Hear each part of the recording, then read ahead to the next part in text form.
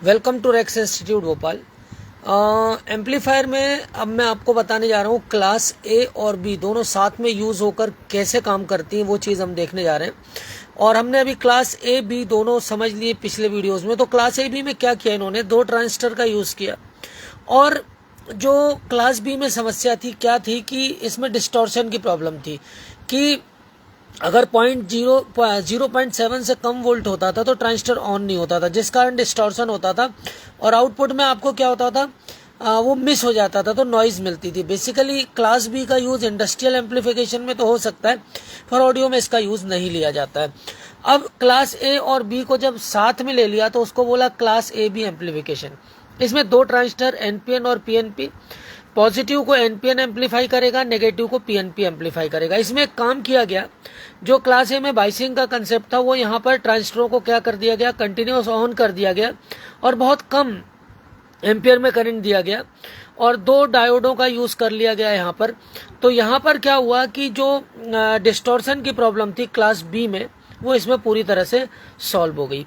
तो ये class A B का यूज़ सबसे ज़्यादा होता है, बेस्ट है, नो डिस्टॉर्शन है। और लगभग इसमें प्रैक्टिकली अगर थियोरेटिकली बात करूं तो 70% तक, अगर 100% इनपुट दे रहे हैं तो करीब करीब 70% आउटपुट ये देता है। बट प्रैक्टिकली अगर बात करूं तो कुछ कंपोनेंट्स वगैरह का यूज़ करके हम इसका आउटपुट बढ़ा भी सकते हैं, 75-78% तक भी ले जा सकते हैं। तो हमने अब तक 3 पढ़े, क्लास ए, फिर हमने पढ़ा class A B. Class A में क्या प्रॉब्लम थी, क्लास ए में एक ही ट्रांजिस्टर सारा काम कर रहा था, पॉजिटिव दोनों, मतलब क्लास ए का यूज़ कर रहे थे तो हमें एक ही ट्रांजिस्टर यूज़ हो रहा था, ठीक है, जिसके कारण हीटिंग आ रही थी, बहुत प्रॉब्लम आ रही थी।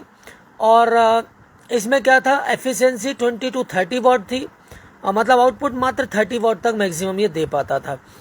तो क्लास ए और बी लेके आए, क्लास ए और बी लाए तो इसमें क्या हुआ, दो ट्रांजिस्टर्स का यूज़ किया गया। लेकिन इसमें दिक्कत ये थी कि 0.7 वोल्ट से नीचे जैसे ही जाता तो ये क्या होता था, यहाँ पर एक गैप बन जाता था, तो आउटपुट में इस तरह से, तो इसका यूज़ कर पाना संभव नहीं है अगर हम ऑडियो में बात करें। तो हम क्लास ए और बी को लाए, ट्रांजिस्टरों को कंटिन्यूस चालू किया, डिस्टॉर्शन की समस्या को सॉल्यूशन हुआ और ये ट्रांजिस्टर कंटिन्यूस क्या होने लगा, काम करने लगा। तो ये ट्रांजिस्टर बेसिकली क्या होते हैं, ये जो कंसेप्ट है, ये वाला कंसेप्ट, ये जो क्लास ए बी का कंसेप्ट है, ये सबसे ज़्यादा यूज़ होता है, बेस्ट है, इसमें डिस्टॉर्शन की प्रॉब्लम नहीं है और इसमें क्रॉस ओवर डिस्टॉर्शन नहीं है और ये पुश पुल पर भी काम करता है, इसमें बाइसिंग भी की गई है, मतलब क्लास ए और बी दोनों को यूज़ इसमें किया गया है। तो ये आपका ज़बरदस्त कंसेप्ट है और यही सबसे ज़्यादा यूज़ होता है। तो क्लास ए में जो समस्या थी single transistor heating, class B में डिस्टॉर्शन की प्रॉब्लम, क्लास सी में क्लास ए और बी दोनों का कॉम्बिनेशन करके डिस्टॉर्शन को भी हटाया, हीटिंग इफेक्ट भी कम हुए और इसमें जो एफिशिएंसी है वो 70% हुई। सबसे बड़ी चीज़ डिस्टॉर्शन चला गया, तो हम इसको नॉर्मल यूज़ कर सकते हैं। Thanks for the watch.